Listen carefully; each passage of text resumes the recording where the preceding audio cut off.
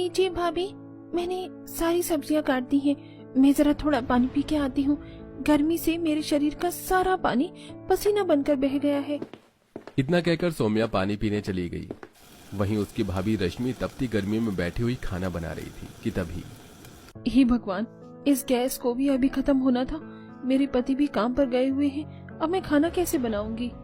रश्मि गर्मी में बैठी परेशान हो रही थी कि तभी उसकी सास सुशीला वहां पहुंची।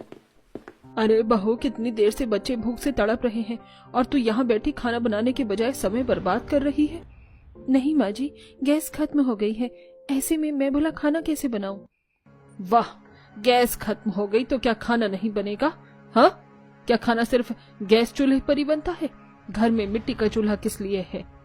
रश्मि की सास बहुत सख्त थी, इसलिए उसे उसकी सारी बातें माननी पड़ती। रश्मि शहर की पढ़ी लिखी लड़की थी, लेकिन उसकी शादी एक गांव में गरीब के बेटे राघव से हो गई। उसे इस बात से कोई एतराज नहीं था, लेकिन समय के साथ साथ उसकी दिक्कतें बढ़ती जा रही थी। गर्मी से पूरा घर गैस पर रखे तवे की तरह तप रहा था और वहीं रश्मि चूल्हे पर बैठी खाना बना रही थी। खाना बनाकर उसने अपने परिवार को खाना खिलाया और जब शाम में उसका पति काम पर से लौटा तो सुनिए जी, गैस खत्म हो गई है और इतनी गर्मी में मैं चूल्हे पर खाना नहीं बना सकती। आज खाना बनाने में मेरी हालत बहुत खराब हो गई।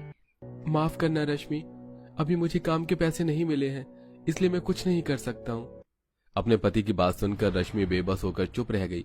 रात को जब सभी सोने के लिए बिस्तर पर लेटे तो तपती जमीन पर किसी को नींद नहीं आ रही थी। राहुल और सौम्या भी गर्मी की वजह से बेचैन हो रहे थे। सारी रात इसी तरह गुजर गई। फिर अगले दिन सुबह सुनिए जी, अगर गैस का नहीं तो बच्चों के लिए एक छोटी पंखे का इंतजाम कर दीजिए। आसपास के सभी बच्चे एसी और कूलर की ठंडक में सोते हैं, वहीं हमारे बच्चे पूरी रात गर्मी में बेचैन रहते हैं। मैं कोशिश करूंगा कि बच्चों के लिए घर में ठंडक करने का कोई साधन ला सकूं। इतना कहकर राघव काम पर चला गया। एक तरफ राघव गर्मी में फैक्ट्री में मजदूरी किया करता, दूसरी तरफ रश्मि गर्मी में सारा दिन घर के काम किया करती, लेकिन उन्हें खुद से ज्यादा अपने परिवार की चिंता थी।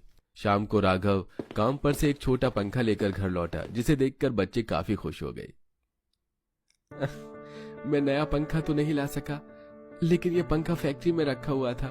अब मालिक के ऑफिस में एसी लगा हुआ है, तो ये पंखा किसी काम का नहीं था, इसलिए मैं इसे उठा लाया। कोई बात नहीं, मुझे खुशी है कि आप बच्चों के लिए कुछ तो कर पाए।